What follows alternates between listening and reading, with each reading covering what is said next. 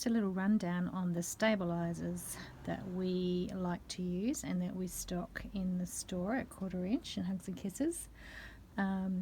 So there are stabilizers that I would use for embroidery and stitchery, and then there are stabilizers for the making up of projects like bags and folders and wall hangings and things like that.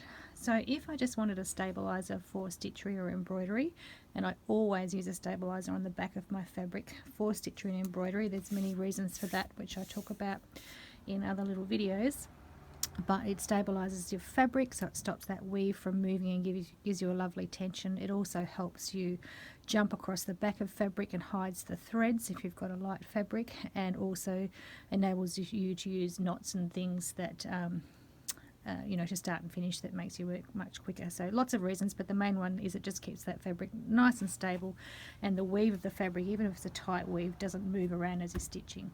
So if I was just doing it for stitchery, there's a few choices. First one is our Hugs and Kisses Stitchery Stabilizer, and this is just a really fine, lightweight non-woven stabilizer with the glue on one side, so it's fusible. It's very fine on the other side. It's white and it comes in a 1 meter wide roll, or we have 1 meter packs. And so that just fuses under the back with a nice steam iron. You fuse it on, and it's so light that you don't know you're even stitching through it, and once it's in your project it really doesn't add any more bulk to your project at all. So if you're then going to cut out your stitchery and applique it on, it's very easy to turn over your edges and glue without extra bulk. So that's the Hugs and Kisses Stitchery Stabilizer, and I would use that probably 80% of the time. Other options, if you want a little more of a padded look, and it depends what your project's going to be used for and what your preference is, but this H630 Pellin, so again it's fusible. This is a medium weight Pellin, and it's like a really thin poly batting, I suppose, but it is actually a stabilizer. So H630 is the code and Pellin is the brand in Australia.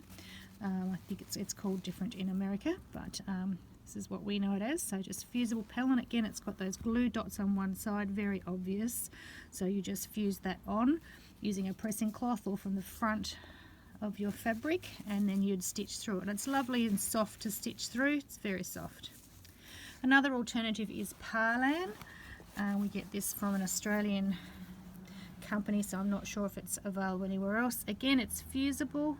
It's a little slightly thinner than the Pellin, just slightly, but it gives you that nice soft batting sort of feel. This is a little more densely woven than the Pellin. So this is Parlan, P-A-R-L-A-N, and it's lovely and soft and fine. So that will give you a nice little padded look if you're embroidering through it.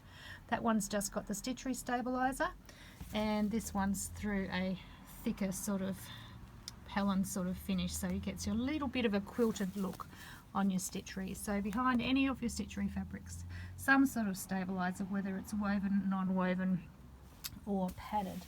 We also have, I thought I brought it out, Weave Line. I'm just going to pause. So Weave Line is another brand name, but it's basically a woven, fusible, lightweight. It's usually quite open like this, you can see through it. This is a medium weight iron-on.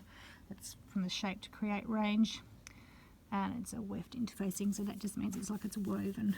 So that's sort of in between your Hugs and Kisses Stitchery Stabilizer and then the Parlan and the Pellin, but that's a woven and a fusible. So that's all what you would use for embroidering. Now, making up your projects, there's several different products that you can use, and these ones I wouldn't embroider through. So the one that we really love is a foam interfacing, and if you can see here, it's got sort of the foam in between and then the soft finish on either side. Now this comes in non-fused, single-sided fuse and double-sided fuse. We haven't been able to get the fusible for 6 months now, but eventually we'll be able to get it in again. But you can sew through this with your sewing machine, so this is great for using for bags where you can spray base it or just tack it onto your bag. It's not focusing very well there.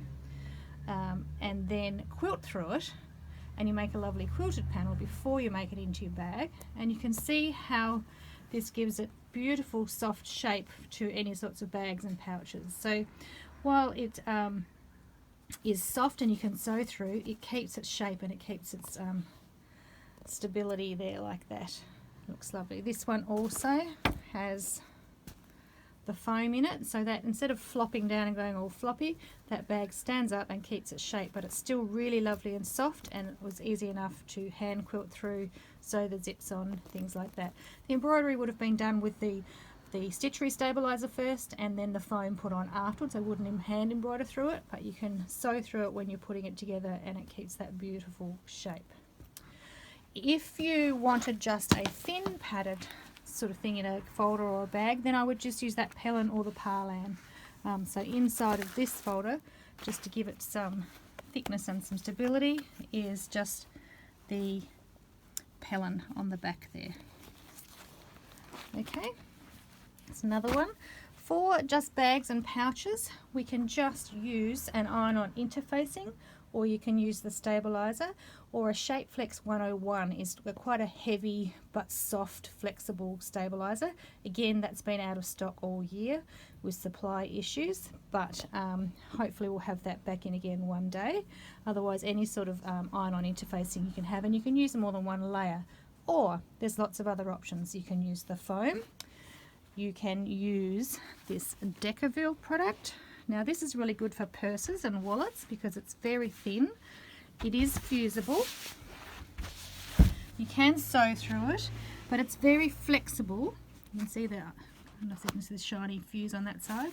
It's very flexible, so it won't crease. It'll bend and be flexible, but it won't crease and get crease marks in a purse or a wallet. So that's the DECOVIL, and that is the DECOVIL Light. It comes in a heavy as well. Then for very rigid bags, we have the bag batting. So this is quite stiff, but it's not fusible, but quite stiff and quite thin.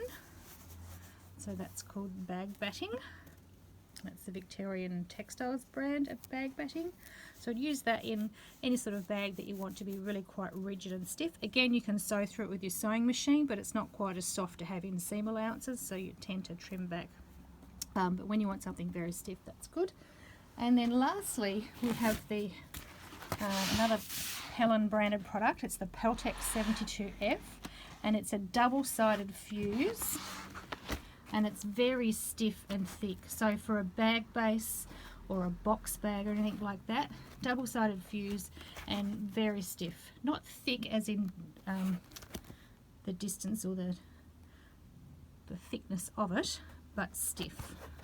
Okay, so that's the Peltex 72F.